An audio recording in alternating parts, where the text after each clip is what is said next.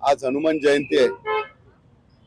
हनुमान जयंती म्हणजे एक परम भक्त प्रभू श्री रामाचे, ज्यांनी आपलं संपूर्ण आयुष्य प्रभू रामचंद्र यांच्या पायाशी अर्पण केलं।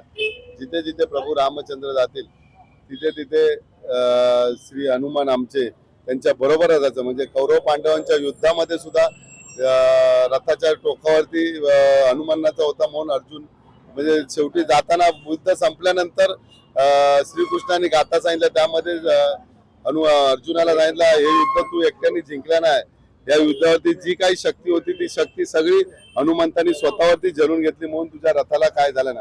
असे परम भक्त आजच्या कलियुगामध्ये थोडे कमी दिसतात आहे। स्वार्थासाठी ज्यांनी स्वामीनिष्ठा असते ती सोडून पैशाच्या पाठी किंवा जे काही सस्मिरा लागतो त्याच्यामुळे स्वामीनिष्ठा सोडतात, आणि ज्यांना मोठं केलंय ते ऋण विसरतात। परंतु आज हनुमान जयंती आहे, सगळ्यांना एवढाच सल्ला देतो की जी काही भक्ती असते, प्रभूंची भक्ती असते ती अखंडपणे ठेवा। भले वाईट प्रसंग येतो, चांगले प्रसंग येते, त्यामध्ये ज्यांनी आपल्याला आपल्या कठीण परिस्थितीत साथ दिली आहे त्यांची साथ सोडू नये, एवढीच त्यांचा सल्ला देतो।